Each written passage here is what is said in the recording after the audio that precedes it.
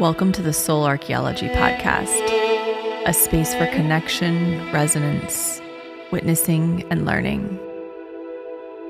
Together we'll harvest medicine from the spiral of life, sharing conversations with other embodied humans who have navigated their own initiations and found alignment with their true soul essence. With weekly astrology, energy updates, embodied conversation, and channeled teachings, this is a space for you to land and find resonance with the spiral of your own soul.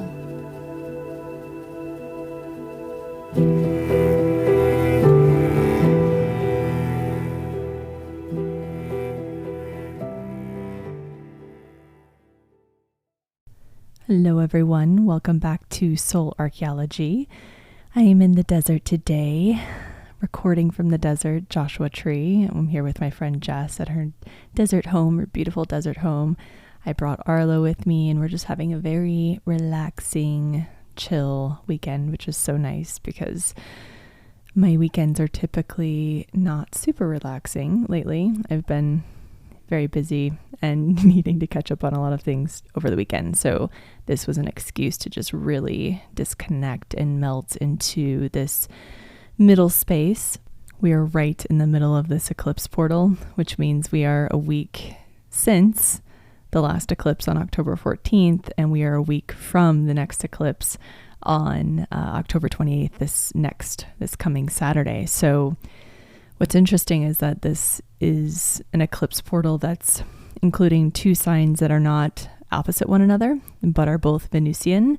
So we have Libra and Taurus, and they're both, like I said, ruled by Venus. So there's this really, really huge importance placed on not only relationships and values, grounding, resourcing, but also balance, harmony, connection with another, but also our connection with ourself, our connection with the earth, our connection with the innate equilibrium that can be found in nature, and whether or not we feel connected to that. And I've been thinking so much about this because I have this sort of internal gauge that tells me, when I'm disconnected from myself. I'm very much in my Virgo sort of control, agitation, frustration, sort of rigidity. And that's when I know I've been too far away from nature, too far away from the things that really balance and harmonize my field, that harmonize my body. And truly being in nature is one of the, most powerful ways for me to find myself again, to find my center point.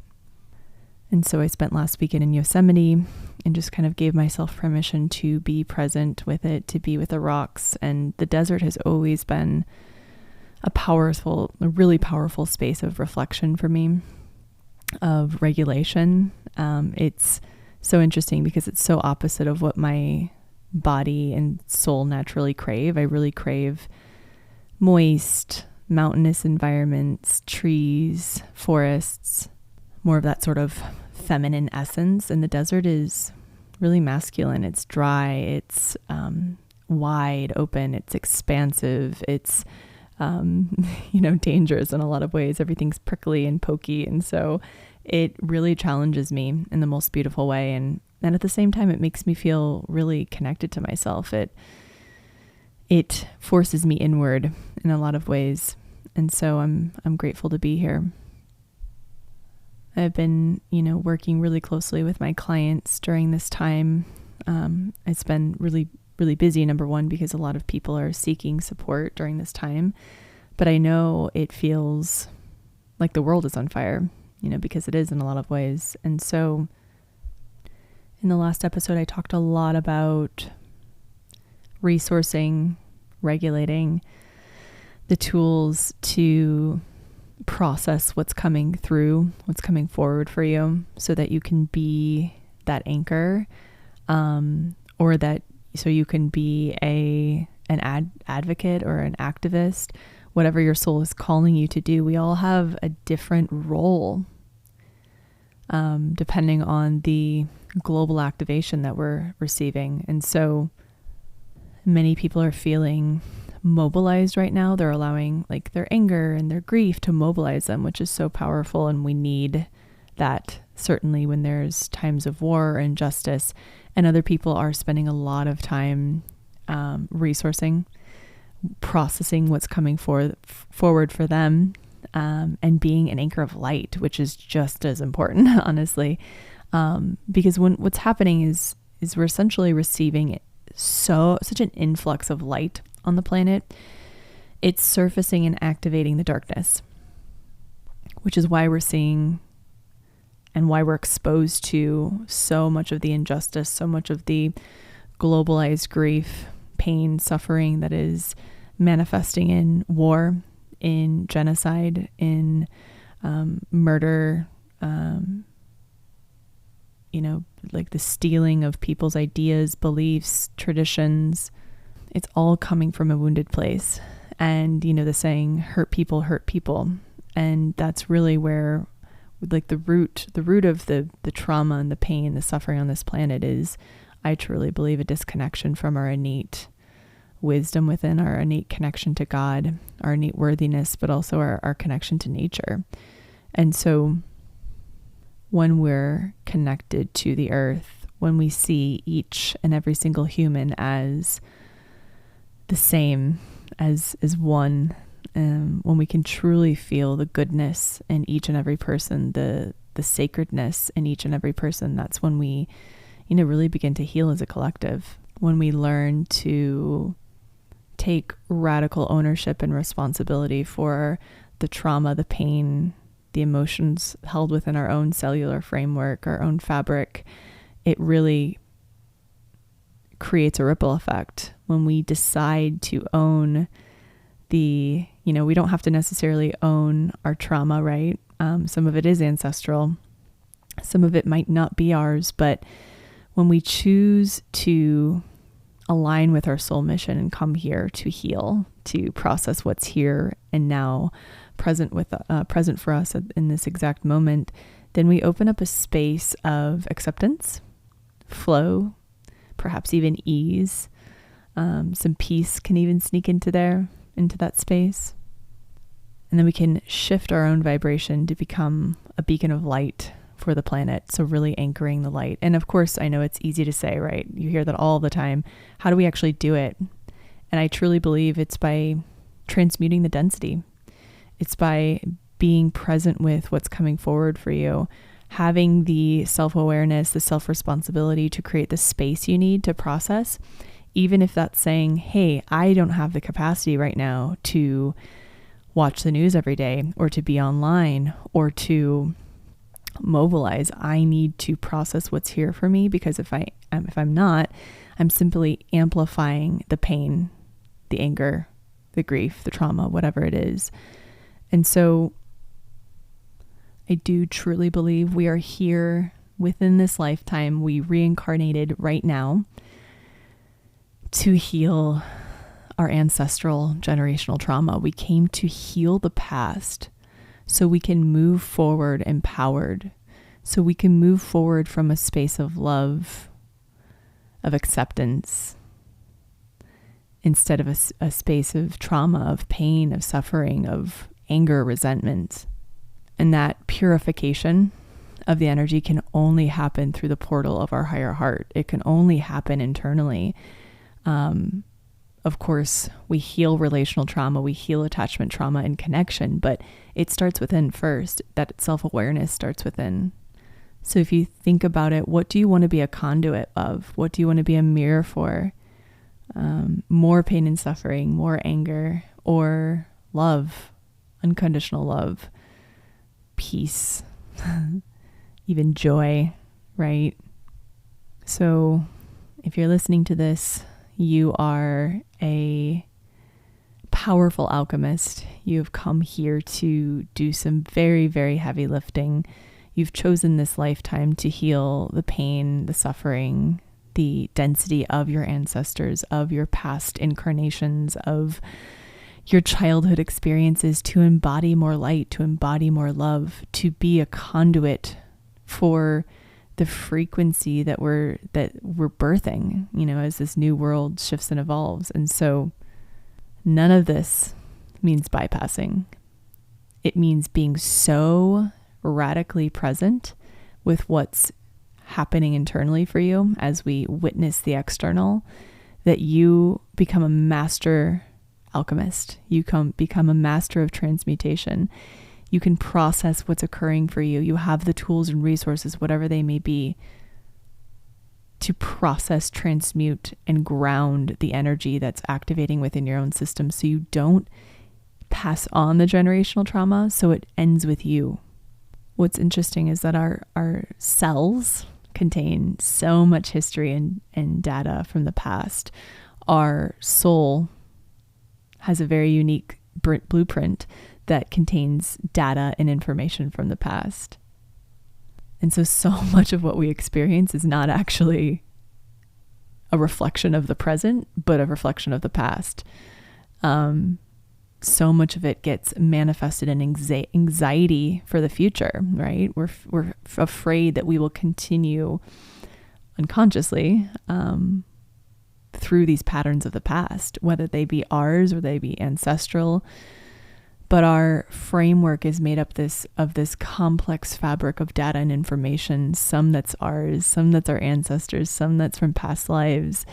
And it's really our responsibility to honor our capacity to process what's there. When we see or experience war, turmoil, way outside of our control across the world, even within our own communities, it activates and creates resonance with the war, the pain, the suffering, the helplessness that we've experienced or our ancestors have experienced. And so even if it's not, if you don't have a direct correlation to the land in which the turmoil is existing, if you don't have ancestral threads connected to the Middle East or connected to, other parts of the world, Ukraine, other parts of the world where there's extreme chaos, disturbance, turmoil, pain, it doesn't mean that it's not resonating within you, right? It's either resonating from a past life, or it's resonating within your own cells and all of the other times your ancestors or you have experienced war. Our nervous systems, our physical bodies are actually receiving the data that we're seeing constantly cycled on our screens as something that's occurring here and now, right? Our nervous system can't decipher, even our subconscious can't really decipher between what's happening now and what's happening in the past. And so we operate from that space. We're feeling that activation constantly over and over and over again. And our physical bodies are wired for a lifestyle that was present 10,000 years ago, not for this very overstimulating social media world. So none of this means that we need to bypass it, that we can't look at it. It just means honor your capacity. Know when you've hit your threshold, process what's present for you, and then come back around and integrate the next layer.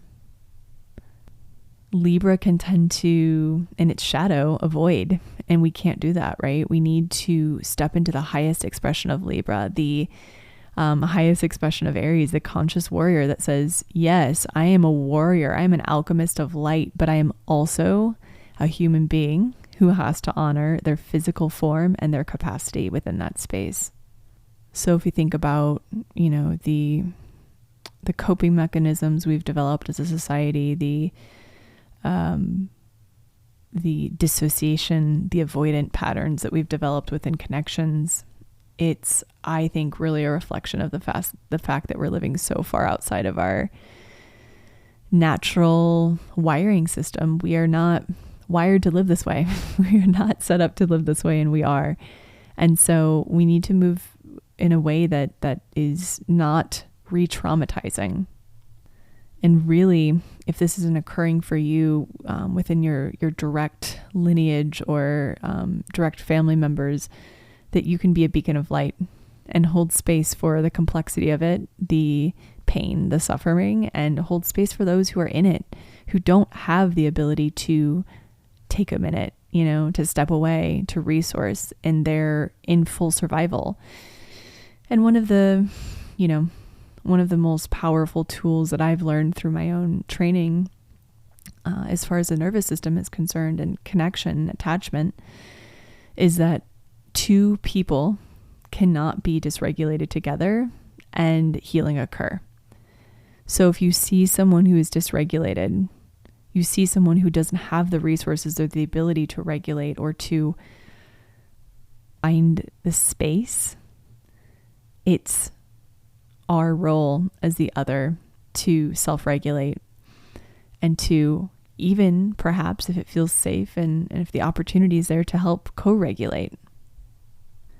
We signed up for this life to do some pretty heavy lifting. If you have 12th house placements, I see you. You came for a huge up level. If you have 8th house placements, 12th or 8th house.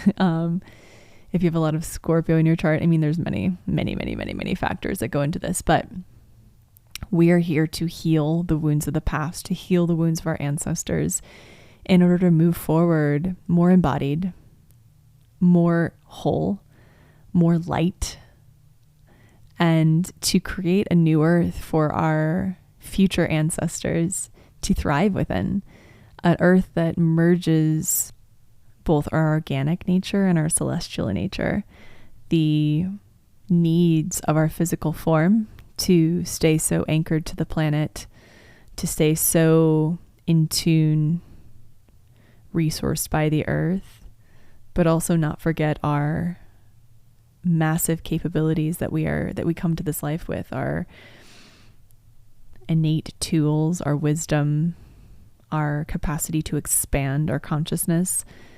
And that is what I see the challenge of the Aquarian age, is merging our humanness and our divinity, merging our need to grow and expand with the simplicity of simply being present with the earth, of acknowledging our organic nature.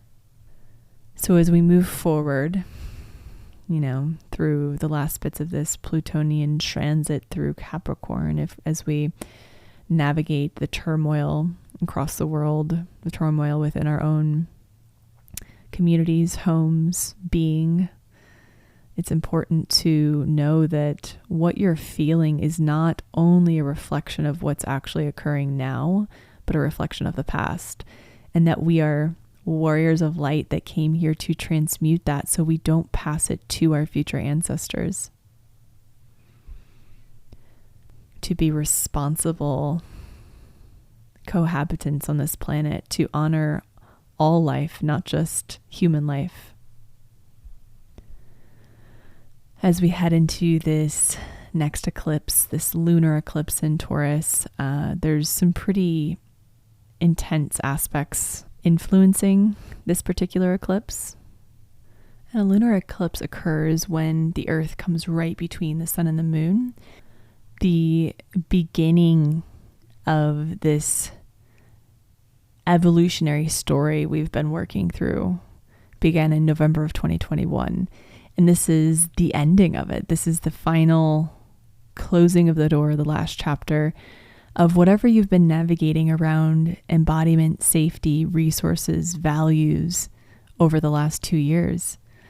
So this is exactly like a 2-year chapter closing, a 2-year narrative that we are finally sealing and sending off for transmutation, sending off with our prayers that we've received exactly what we need to until the next eclipse in Taurus comes down the line.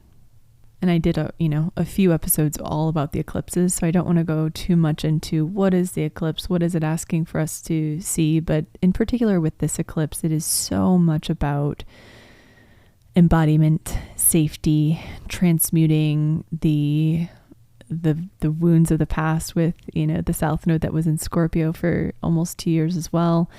What that eclipse axis was asking of us, which is so much about healing karma, healing ancestral wounding. where we allow that to influence our coping mechanisms, our values, our resources, our spending habits. And so, as we know, eclipses bring big changes and shifts. And I've talked to so many people who have experienced that over the last month. And the exact time of the eclipse is interesting because it's sort of this, it's right in the eye of the storm and it's a moment of peace, but it's on the fringe where we really experience the winds of change, the turmoil, the things that whip around and can feel chaotic at times. So it's good to just really, really, really resource. Taurus is the rooted oak tree. So going back to episode 14, where I really did the meditation with the oak tree and guided you into honoring your root system, your innate connection with the earth, your innate grounding tendencies that are there that just want to be seen and witnessed and activated. Turning down the noise, maybe taking time off of social media to turn inward and receive the messages that are coming through for you.